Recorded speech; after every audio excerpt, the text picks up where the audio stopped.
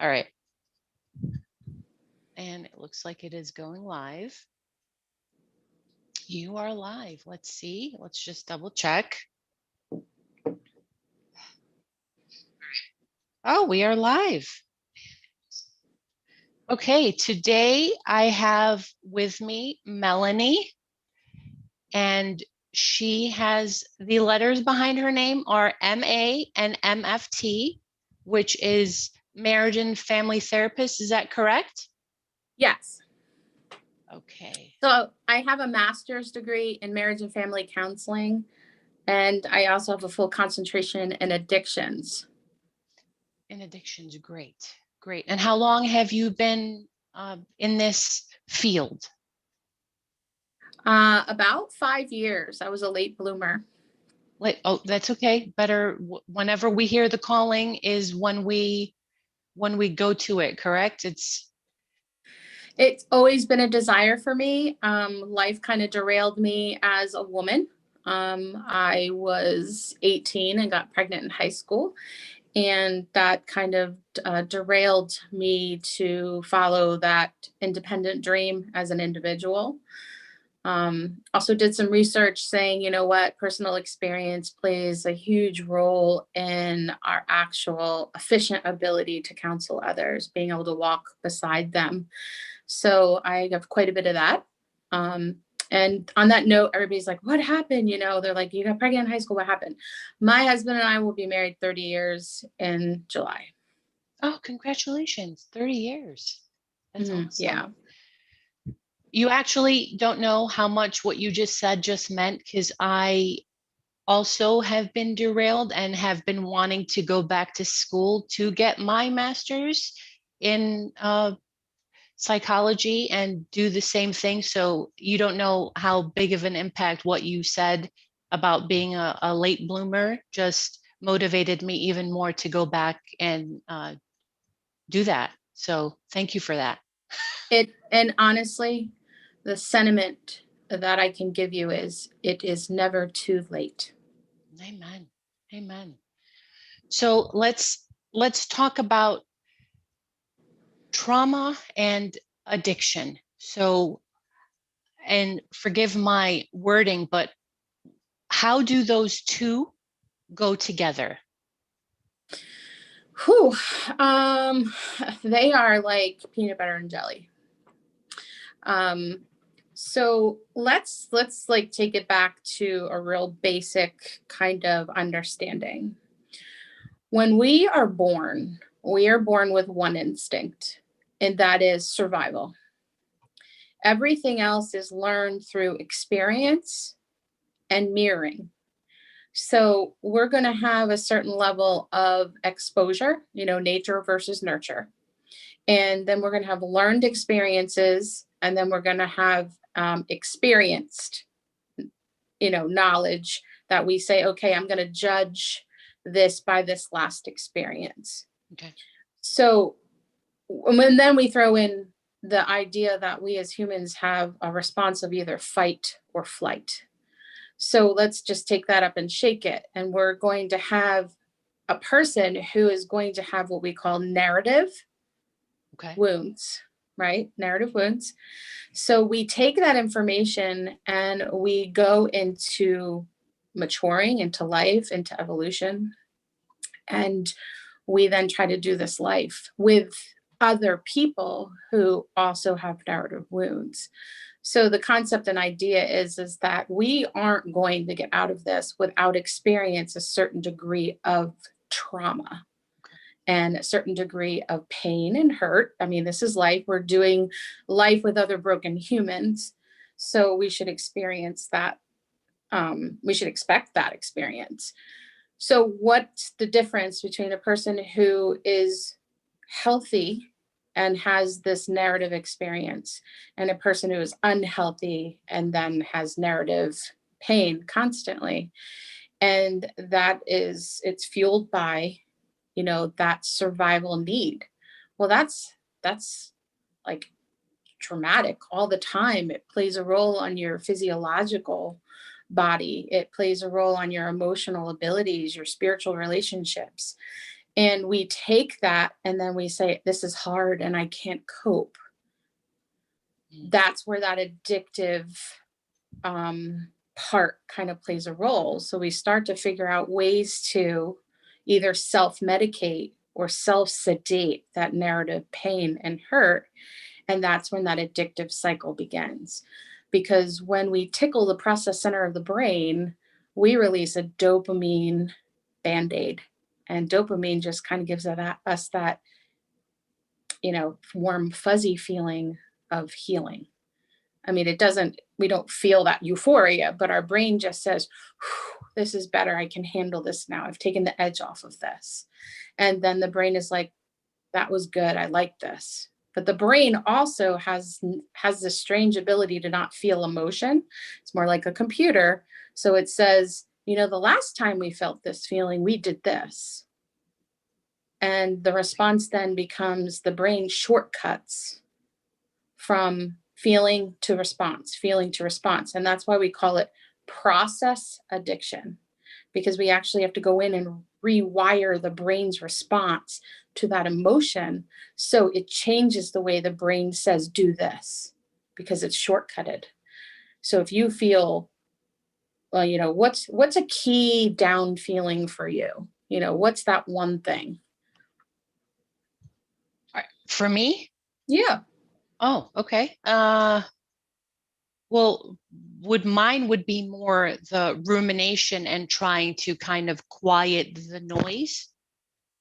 If the chatter becomes too much. So I try to quiet that if that is answering. So what does your brain say? The last time you felt this, we did this. How often do you do that? So what is your response to the chatter? Oh, that's a good question. you're what is my response to the chatter? For me personally, I vocalize kind of just be quiet or just stop. So that's not what is that not the, I'll just tell it to No, stop. and that sounds like, and I bet you if we dig a little deeper there, and I'm not going to put you on the hot plate here, but if we dig a little deeper there, you probably weren't always able to have that healthy response of telling your brain, stop. You probably had to relearn healthy boundaries and healthy self-care to kind of combat that automatic response. And most people don't have that ability because, for example, where do you go somewhere all the time? Like you don't even need to think. You could be on a conversation, doing a Zoom or, doing something really intensive with your mind, and you still get there safe, but you can't tell me how you did it. Like simply autopilot? it's your autopilot. And an example as well as I use with clients is like, you've been coming to see me quite often, you've been here enough that where we're at, you're comfortable getting here. And I say, do you remember turning the blinker on coming into the parking lot? And they stop and they're like, well, I'm sure I did. No, but do you remember turning the blinker on in the parking lot? Well, it's a habit. Exactly. Your brain, we've given our brain permission to make these decisions.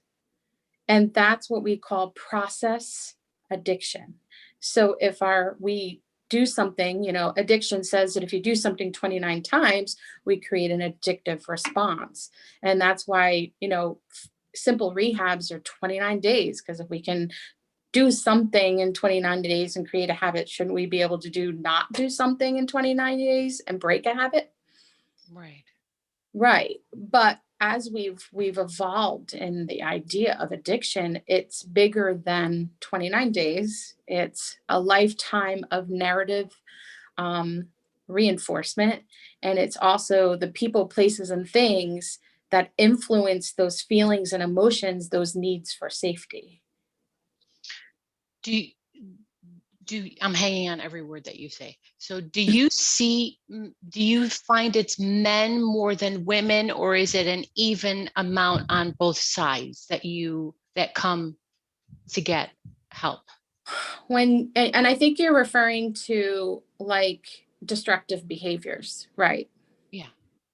We as women participate in destructive behaviors all the time. We just don't see them as destructive.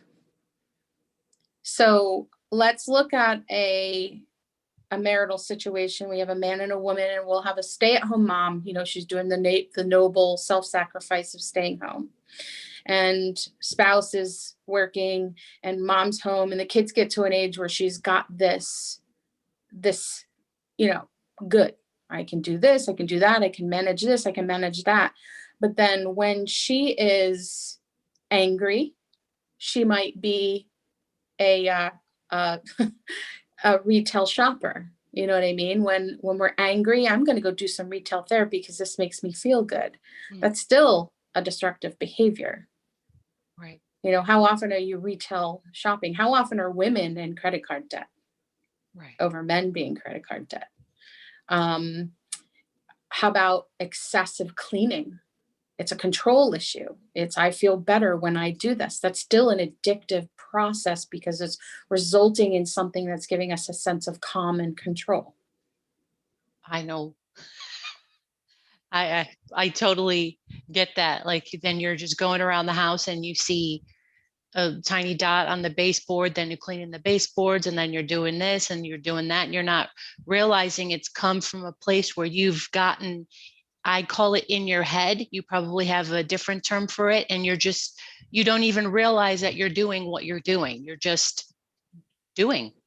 Right. And we can even liken, you know, a person being a workaholic, an addictive, controlling thing.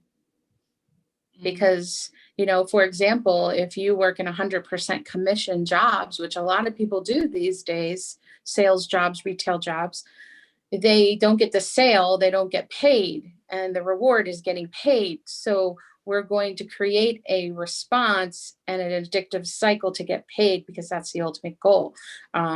Lottery tickets, scratch offs, betting, they're all addictive cycles. And then if you have a high risk personality, we're going to intensify the need for those rewards or So, that sense of calm. so high risk personality, what does that mean? Let's see, high risk personality. If you're inclined, I can say this openly. My son is autistic and he has a high risk personality because he is impetuous. He doesn't have the filters to keep him from having boundaries. So he focuses more on food. So it's really, really hard to get him to watch his weight because like if he eats something, he wants to eat all of something. And he's not satisfied until it's gone. People will take more risks, and that risk creates a pleasure center dopamine release.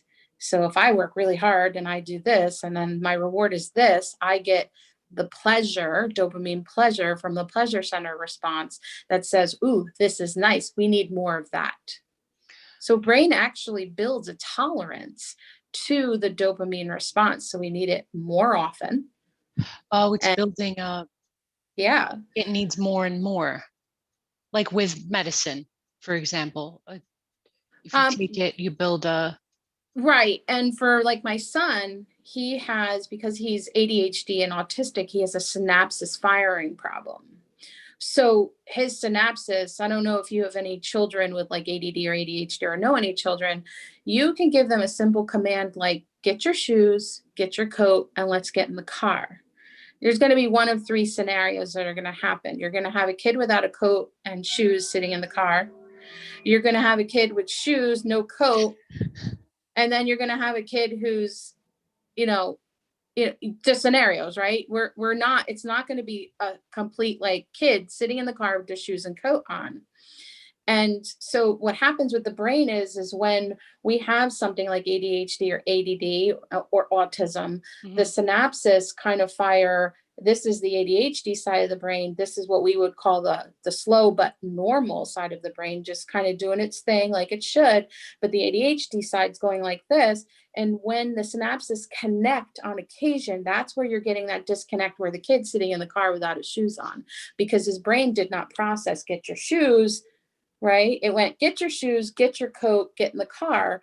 You're going to have a kid with their coat staring at you because it didn't connect. So that's where also the stimulants come in. Like we give kids who have hyperactivity a stimulant because we haven't figured out yet how to speed up the normal side of the or Catch up to the slow other down side. the active side of the brain. Okay. And so what we do is we speed up the normal side of the brain to catch up with the hyperactivity side of the brain. And then the synapses connect, but they're going like this. So if people have that in their DNA too, with that high risk behavior, they're going to need those stimulants to focus and to cope with the world. Now, if we have somebody who has ADD or ADHD that's just not diagnosed, which is really common. When I was a kid, the boys were just hyper. Yeah. Right. Right. And then, so we have that boys are more prone for ADHD and autistic tendencies than girls, but we don't have the ability to diagnose them as well because they're so not so obvious in girls. Girls have a tendency who have autistic tendencies or ADHD just to be calm, or they mirror other individuals. So autistic girls will have a tendency to take on the quirks and personalities of the people that they're hanging out with so that they blend in, and that brings them that sense of affirmation and fulfillment. So it's really kind of complex. Addiction is extremely complex.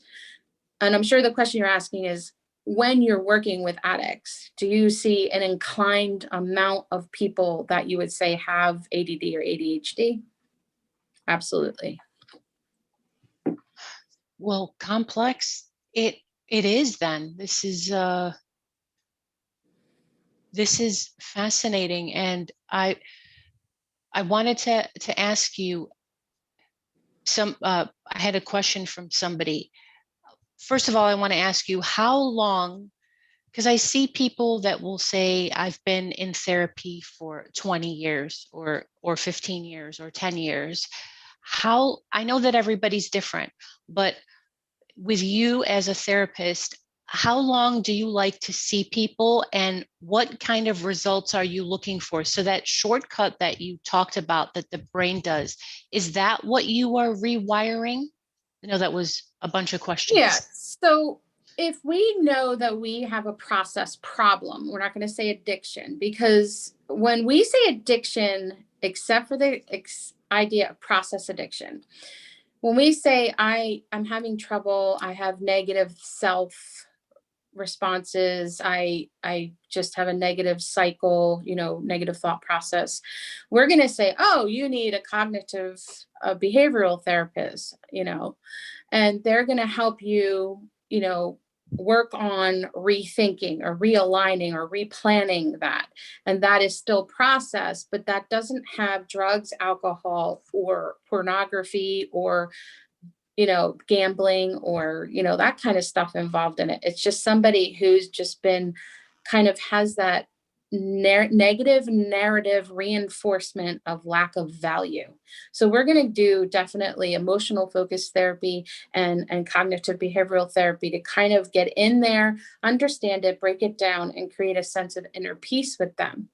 I'm the biggest critic of my own field, and if anybody's listening, I'm sorry if I offend you, but we go to school and we just get a mental health degree. It's limited. Just like a doctor that goes to school to become a doctor, just an MD, it's just kind of a icing on the doctor cake, because you're just touching on a little bit of everything. You're not mastering one specific area. And so we have an idea of what to do, but we're not specifically trained completely in that area. And I highly recommend everybody to find your niche and go with it, and just be absolutely overeducated in that area. And if somebody's struggling with all of these things, Google, research, like, this is what I think is wrong, and this is what I think I need, and seek out a specialist in that area. Why do therapists get such a bad rap? Because we graduate college, right? Mm-hmm. And we know a little bit about everything. And then you have a person who comes to see us whose need might be greater than our skill set. And we should really refer out. But in those first couple of years of being a therapist, because we're kind of like, here's your degree, unless you're going for your licensure, which is another 3,000 hours, at least in Pennsylvania, you're on your own.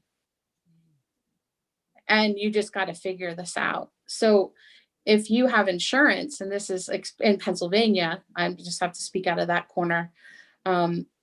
It requires that unless you're licensed, you can't use major insurance companies. But yet in Pennsylvania, you only need a bachelor's degree without a license to treat addiction. But for mental health billing and insurance, I need a license. Does not seem backwards a little bit? Like we're working with addiction's huge. It's a crisis in our country, but you can just get a 4-year degree. A 4-year degree in psychology anymore is just like graduating high school. And I don't mean to offend anyone. No, that's what I have. And I agree with you 100%. Yeah. Because, and I can say that because I've gone through the master's program. I'm considering my doctorate because I feel like I'm not done growing. I am not an expert in my field. I know that, and I need to continue to grow in that area. But we stalemate as therapists because we get broken down and beat up so quickly because we are not armed well enough. And psychology, at least, is the only medical entity that I'm aware of that is not governed by the federal government. So we have to have such strict self-governed laws and rules, per se, to protect us. And I think in doing that, we kind of hinder ourselves. I know why we're doing it, and I appreciate that. There's that freedom with that. But it also restricts our growth in some ways. Okay. And I have Glitter Girl is asking, what do you recommend for someone that cannot take meds for ADHD due to heart arrhythmia? Okay, so if you have ADHD and you have a heart condition, you really want to talk to your heart doctor. There are organic ways to treat that, but I highly recommend, believe it or not, I highly recommend yoga, meditation, and simplifying your tasks. Like, don't expect yourself to accomplish all of these things that you want to accomplish at once. Create your schedule in life. We thrive. I was diagnosed with ADD, ADHD in 2nd grade. We thrive on schedule. We thrive on knowing what's next. So if you're all over the place and you're struggling to keep it together, even, outside of just doing what you have to do, you need constant reinforcement of safety, which is going to help you feel calm and help you focus better. Because I know as a child, a kid with ADD, a kid with ADHD is constantly being corrected. Get over here, don't touch that, do this, do that. We build a certain negative inner criticism from that we're constantly failing. So when we get to a place where we're not doing adult life well, we feel like we're constantly failing, and we just beat ourselves up. But if you knew that you needed to keep a schedule, be realistic, and do some self-care techniques in the midst of feeling overwhelmed and being able to do that, I think you'll find that you'll focus better. But there are herbal things that can help you create calm. So if you have anxiety, believe it or not, lavender pills work really well. I mean, it's not a fix-all, but it gives you a sense of calm. And sometimes you burp flowers. It's, interesting. She said, I find myself overeating and taking too many anxiety meds as a coping mechanism. So I think you just touched on. So anxiety is, right? Anxiety is either a response from depression or is causing depression. Do they find that they're having a depressive response to anxiety? Or does their depression cause their anxiety? Okay. That's a good question. And then we'll wait for her to respond. I had somebody asked a question, and the question was, how can you help someone you love who is behaving from their past trauma/addiction? Is it a recovery, or they're still in it? Because that's hugely different. Still in it means still in the physical, in the situation, actively with Actively them. using, I guess, actively using. Okay. I'll wait for, she said, someone burp flowers laughing, and then my anxiety causes depression. Your anxiety causes depression. So how often do you feel like you can't control what's going on? Ooh, I like you because you ask. She's asking questions and you're asking them right back. I love it. Well, I'm collecting data. It's Yeah. what I'm doing right now. And if you have, and I know not every, and I like I said, I'm a therapist critic. If you have a therapist that is sitting with you going, Yes. oh, yes, okay, yeah, how do you feel about that? They're just letting you talk. You're word vomiting. That's what girlfriends are for. But you want somebody that says, hey, wait a minute, didn't you say this? Let's bring that back. Let's dig deeper here. Yeah, I know you just mentioned this, but you mentioned it because you don't want to deal with it, and we're going there. And Going all they in. often, We're going all in. well, then why? Like I tell my clients, I'm like, you are paying me X amount of money an hour. We are not here to placate one of another. And if you're not here to work, I can respect that, but come back when you're ready, because I didn't go to school for 8 years. I didn't go through life what I did to sit here and just take your money. I don't want that. I actually went to school, and I want to use these life experiences to help you be the best version of who you are. This isn't about me. And if we make it about us as counselors, we've already been defeated. Yes. Cute. Okay, so D's Glitter Girl said all the time that I think that was for the, how often are you seeking control, is what you asked her. Mm-hmm. And then D said, could we get the answer to both active addiction and in recovery for how do you help someone? So let's go back to anxiety. So anxiety that I feel like I'm not in control all the time is I don't feel safe. Now we're going to go back to that narrative beginning, and I don't feel safe. I'm anxious. I need to feel safe. You need to ask yourself, and you need to stand wherever you're at, even in the midst of the chaos, and you say, okay, what's going on right now that I don't feel safe? Can I fix that? Can I change that? Yes, no. What do I need to do right now to feel safe? Okay. Yeah. And then how do you help someone in, if you have a loved one in active addiction and in recovery? Is there a difference between how you would help someone that you love, that both of those, in both of those scenarios? Boundaries. You having boundaries with them? Mm-hmm. Or Now, I'm going to expand on this a little bit. okay. So, say I have someone who's in active drugs and alcohol, right? But I'm bringing this person as I feel bad because they got, the shorthand of life. And I'm bringing them into my home, and I'm giving them food, and I'm giving them water. And I'm like, I love you and I want the best for you. And, but you're enabling them.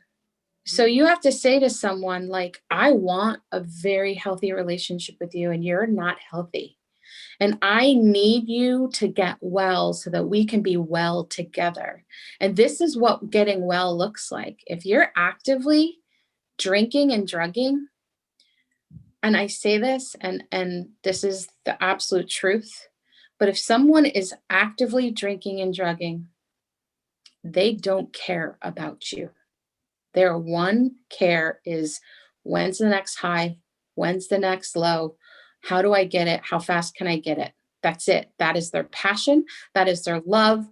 And that is that's their focus. And I will say to addicts who are using and actively using, I said, as soon as I can see that you are putting as much energy into recovery that you are to using, then I will know that you want this. Very interesting. So the person that, so with somebody that is in active addiction and you're trying to help them, they're focused on getting what they want, what they need, the drug or the alcohol will supersede them, the relationship with the person trying to help them. Is that? Oh, yeah, absolutely.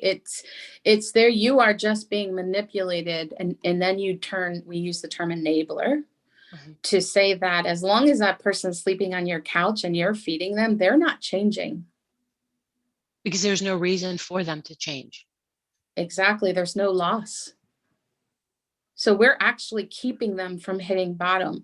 And here's the other thing. Yeah, but what if they die? What if they hurt themselves? It's going to happen. They're hurting you every time that you allow them to sleep on your couch. You're prolonging the bottom of the barrel coming and to elicit change. And that's why, Dobson came out many years ago, tough love, right? He's like, oh, you got to have tough love. You got to have tough love. No, we have to have, this is a hard one. We have to have enough self-respect to say to someone else, I love you, but I'm not crossing this boundary with you because I need to protect me too. I can't give you everything from me for you to get well because that's not important to you. It's important to me. You getting well is important to me. Right. You getting well has to be important to you for you to get well. And that's where boundaries are very difficult. And the quickest and easiest way to say that is like, dude, you yours, me mine. I own this. This is my responsibility. This is what I'm capable of. These are my limitations. Me mine, you yours. And I will have couples come in that are struggling. There's infidelity, there's drug use, there's all of this. And I will say, I will do the intake with them. I gather this data and I will blatantly say to them, okay, guys, well, here's what I need from you. And they'll be like, okay, thinking I'm just going to say, I need you to journal when you get home, or I need you to, and I say, you need to stop drinking or you need to find another therapist. You need to stop drugging or you need to find another therapist. I like you. Yes. Okay. So how does that answer, the question that in the chat that you guys asked? I hope that it does. So Glitter Girl said, I had to do that with my son. I had to stop contact. Yes. Okay. Toxic is toxic. Period. Regardless of relationship. Regardless of genes and family system. Toxic is toxic. Now think about this. When we look at Bowen's family system suggests that we are triangulated often. And so we're going to have an aggressor, we're going to have an enabler, and we're going to have a victim. So if we have a family system, and we have these in our families, like, we have parents, we have kids, we have triangulations. Some are extremely unhealthy, some are mildly unhealthy, but simplest way of explaining how a triangulation is work, it's like holidays. Yeah, but we always do this. This is what we always do. We always do this. And you're so selfish if you don't want to do it. Right. So God forbid you tell mom you're not coming for Christmas. What was it? Enabler, aggressor, enabler? It's enabler, aggressor, and victim. Okay. And too often, if you use the word enabler or victim or aggressor in a counseling session, people lose it. They shut down immediately because who wants to be any of those three? And how do they react? So what we do is we look up, or I have looked up, like the definitions of what aggression is, and I say, do you experience these symptoms? And then we'll kind of go around the room and the victim is like, oh yeah, that's me. And the enabler's like, oh yeah, I do those things. And the aggressor's like, yeah, that's me too. And I'll look at him and I'm like, okay, so you're the victim, you're the enabler, you're aggressor. And the room will go absolutely quiet. And I'm like, oh, I'm just telling you what that means. Yeah, your response to it is like, I'm not your labeling issue. you. You guys told me how you identify. And then that's typically it's typically when a family member completely like, I'm out, I'm done, I am not dealing with this, And you who know. But usually says, I'm done, I'm not dealing with this? The aggressor? um no, actually the aggressor gets angry, Uh-huh. but then they want to prove you wrong. The victim's like, well, I just wish things would change. And yeah, I can see that. It's the enabler. Oh, what do, why do you think that is? What does enabler do?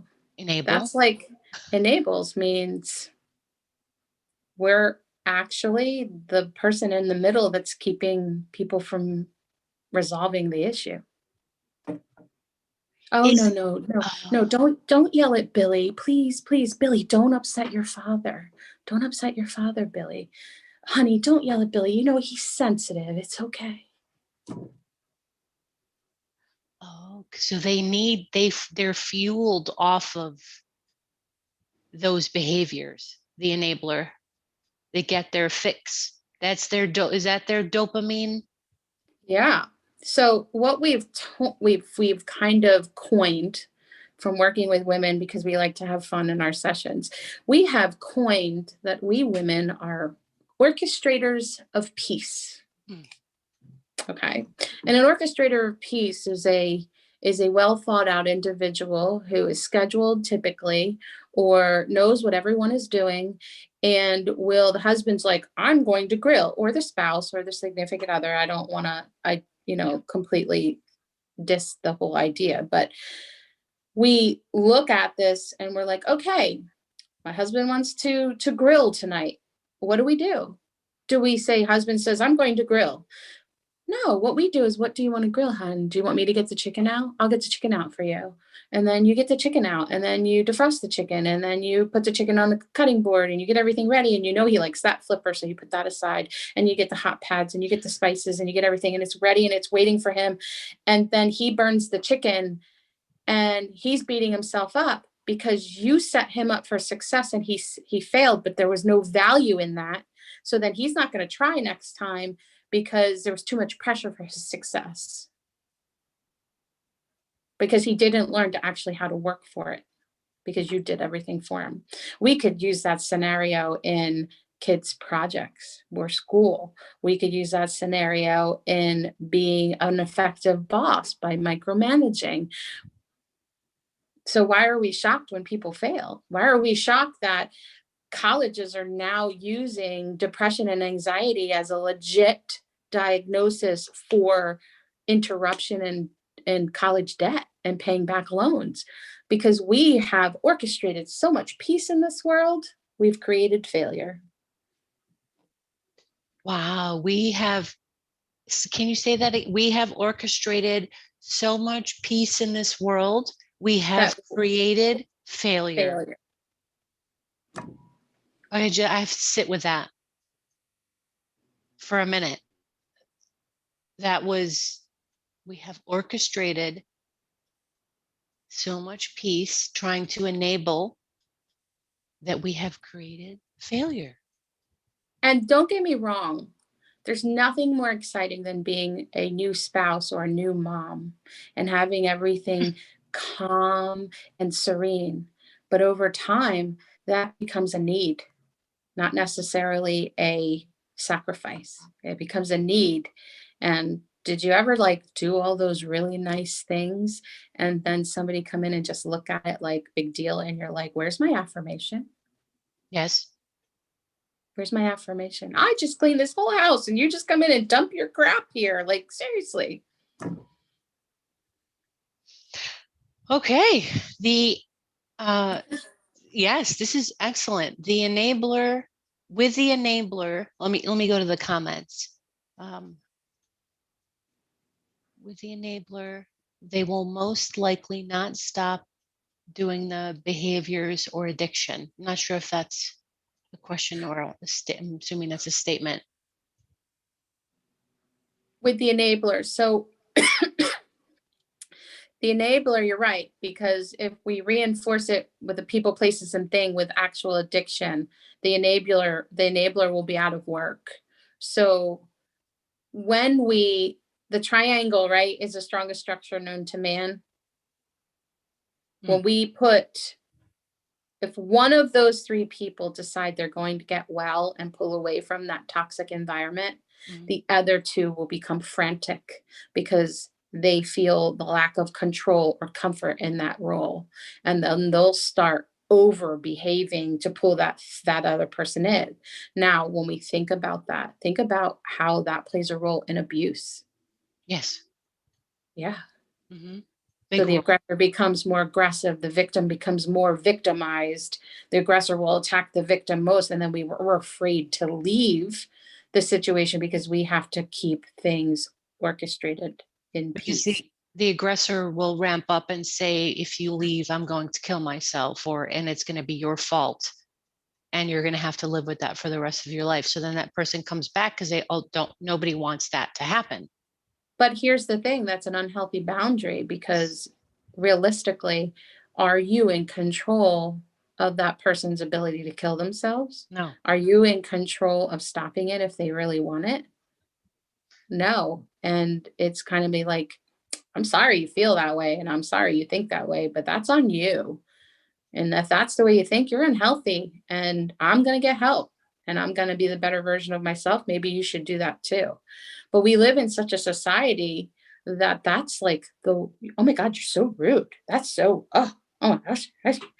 Um, my kids will tell you, and I'm going to be vulnerable and I'm going to be so real with you right now. Haters are going to hate. Yes. The one thing that trips my trigger is when I read, like, on social media, be nice to people, people are mean to you, just be nice. You don't know what they're going through. No, that lacks boundaries. They're not going to change if we keep saying, like, I'm going to be nice to you because your whole life has been hard. I have to relinquish my pain and my hurt to make you feel comfortable. Like, how about this, everybody? If somebody's being really mean to you or being rude to you, why don't you just stop for a minute and be like, I'm going to give you grace and I'm going to decide to ask because maybe you need someone. Or, hey, sounds like you're having a really bad day. Are you okay? Are you okay? Are you 100%. okay? Yeah. Because what you're going to do too is you're going to break that cognitive negative cycle. Believe it or not, angry young people just turn into angry old people. I'm Like, sorry to laugh, but it's so true. I'm not laughing at the angry people. I'm just because it's true. Angry young people turn into angry. I have a question. Uh, If who is the one that thinks that they are the cause of everything that goes wrong? Is that the victim or the enabler? actually, the aggressor. The aggressor. Can you expound on that a little bit? So, That's why they're so angry. They have no control. They never feel like control. They're eliciting the need for control by being aggressive. so they, so say for example, you have a person who thinks that everything that goes wrong is their fault. That's a control issue. That's a Mm-hmm. control thing. Mm-hmm.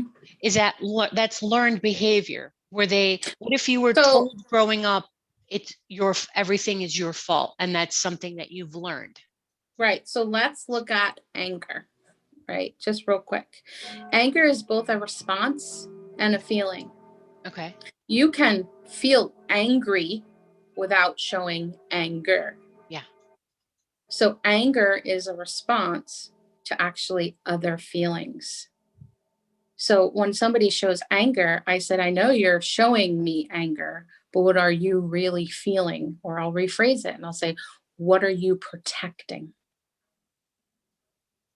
What are you protecting? What are they more than likely protecting, or is there a different? Fear. Fear is a huge, huge anger response mechanism. So let's look at, we have a mom who's enabling a child, and then an angry dad who's saying, you do this, you do this, you do this. What is he feared by? What's fueling this fear, this need for control? What if he's worried about what other people think of him? What if his self-esteem is so low that anger controls what other people think of him? What if we have a situation where, you know, I don't want anybody to know this about me, so I'm going to try to keep control on the way things look, right? And the enabler is also doing that. No, calm down. I can't imagine what other people are going to think if they hear you yelling or if they hear you crying. Let's just come on. We're as far as everybody knows, we're a nice normal family. People are loving this, by the way. They're saying this is so good and true, interesting, and they're really enjoying the conversation. And I just want to thank you for coming on here. We've got about 10 more minutes on here. Is it okay if I put the link to the company in the description of the video? I wanted to ask you beforehand. Yes. So yeah, I'd love a copy of that link too. And a little bit of what I do, guys, is I work at a ministry. It's called Day 7 Ministries, and we are a niche where we are. We're kind of one of those. We live in a very conservative Christian area. Okay. And our niche is working with families that are wounded by process addiction. So process addiction, the way we do it is through sexual addiction, pornography, masturbation, excessive masturbation, because certain degrees and certain certain life development requires a healthy sense of self. So we can't say no masturbation, but we deal with that. So we work with troubled teens who are masturbating to pornography, men who are attracted to same-sex pornography, men who have illicit affairs and pornography and cheating on spouses, and we do all of that. And the other nice thing about Day 7 is that we're open to all counseling, but this is just our niche. We have a faith-based as well. And I kind of kept that out of here because I wanted to keep it real warm and open and on the top, and keep it, I guess, science related, so everybody can play along. But we are Christian based, and we just have this come beside you, love each other through this. And yeah, we have a tremendous amount, and I'm going to throw it out there. We have a tremendous amount of parents that come in to help understand their children who are in the LBGQTA plus community. And I'm sure I got that wrong. There's just so many letters, no disrespect. But we walk this with them. We don't criticize it. We find a way to love each other through this moment. And that's what we do at Day 7. And if anybody is like, okay, you have my interest, I'm piqued, I have to plug it. Yes, we do Zoom. And yes, we'll do it with anyone. As long Can as you do it? Because I know I have some people overseas. We have, yeah. As long as the counselor who you're assigned to has the ability to meet those needs, time wise. But and this what makes us Christian therapists is if we have the opportunity to walk with somebody who wants to be there, we're going to meet you there. Because for us, that's what God wants us to do. God wants us to come alongside you and walk this with you, not because there's something wrong with you, just that you can process through it and just be the best version of who you're meant to be.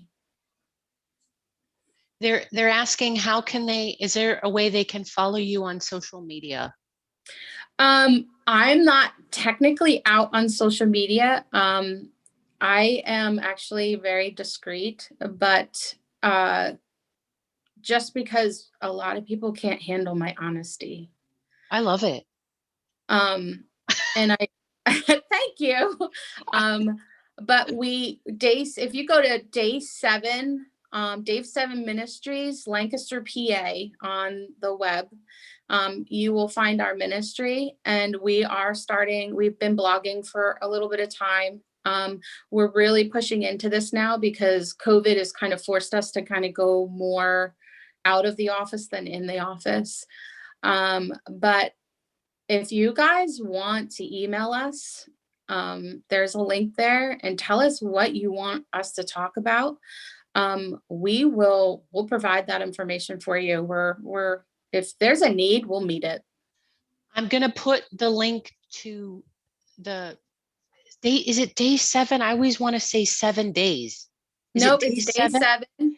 Yeah, day. I'll put the link. 7.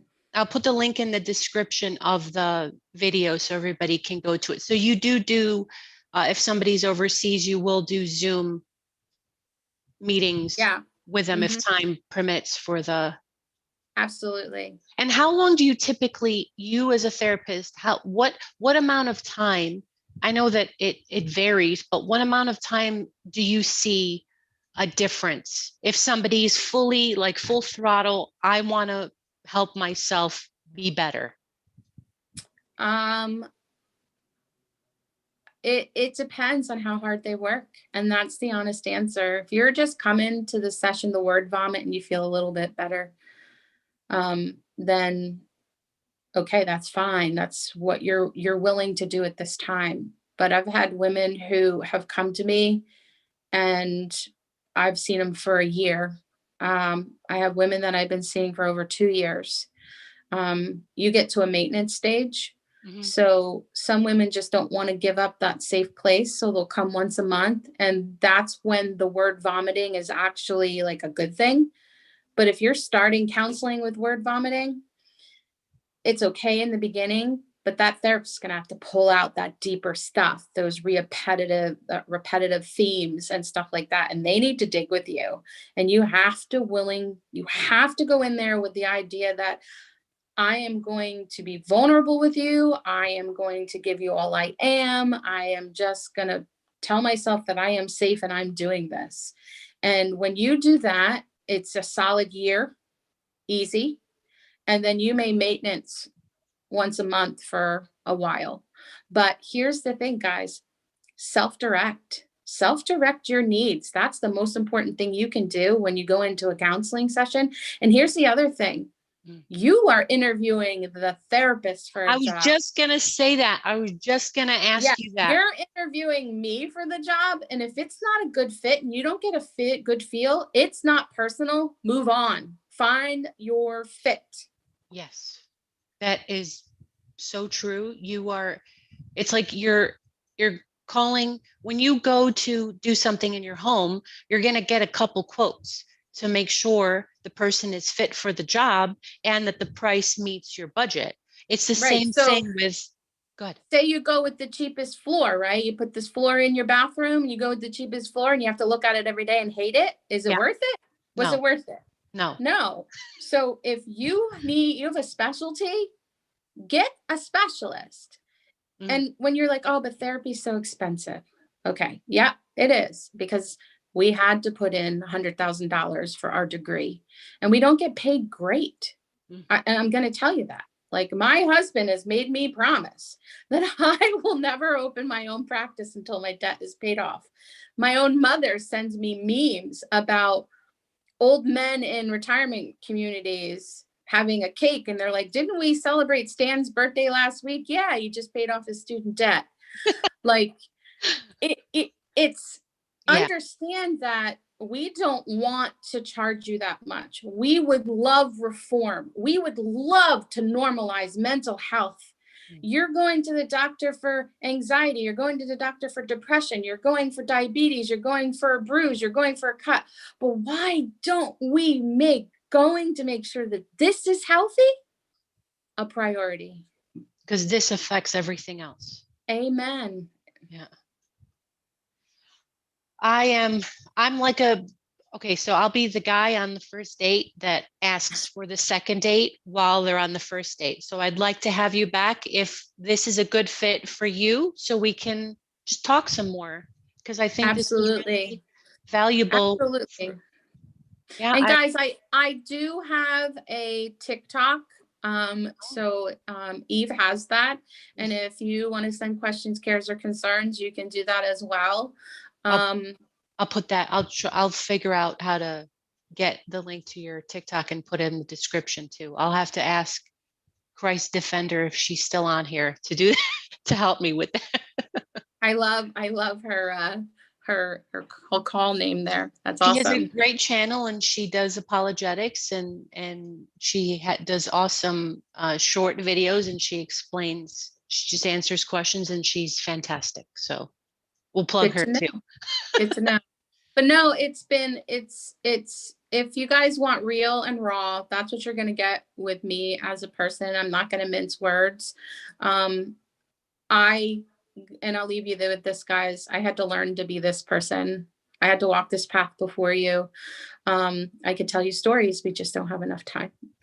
Well, we will the next time we come on and we can dig with each other, dig a little deeper to get to where we need to be. Because that's Okay. what Christ wants us to do. He wants us to walk together with our experiences. You went through what you went through. I went through what I went through. Yes, it hurts, but it serves a purpose to help other people walk through so they don't have to go through what we went through.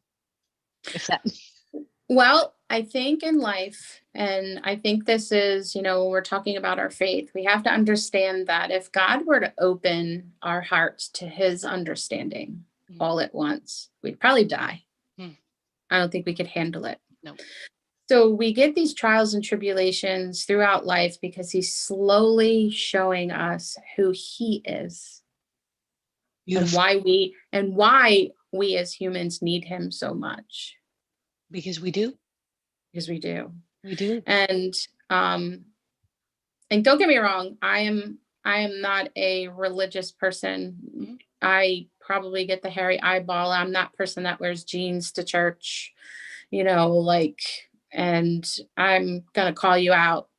And sorry guys, I make people uncomfortable, but I don't think Jesus made people comfortable either. No, he didn't. We've got that wrong. He wasn't a hippie walking around. I think our perception of his personality, what we've been taught, is not right. He was right. And the extent of addictions, I think the most common misnomer is that people who have addictive cycles and addiction think that they're not allowed to ever think about it. Like they're supposed to be completely cleansed of this. And we have to go back to where it says in the Bible that Jesus was in the desert for 40 days and 40 nights, and he was tempted. Jesus was tempted. What's tempted? Tempted is a process of consideration, and yet he's sinless. Stop beating yourselves up. That was a perfect ending to this beautiful chat, and I appreciate you so much, and I appreciate the rawness. Don't ever lose that, which I know you won't. Just, you need to keep doing what you're doing, because there's a lot of us that I only respond to your type of bluntness and cut it out, and let's fix it. So thank you. Thank you for coming on, and I appreciate you. I appreciate you too. And I appreciate everybody who asks questions. We don't grow without curiosity. Right. Right. All right. Well, thank you all for being on here. And we will hopefully see you soon with Melanie. I'm going to end the stream and then just give me a couple of minutes with you if you don't mind. Sure. Right? Okay. I don't know. How do we do this? End stream? Okay. So did the stream end? Okay. It's saying live on custom live.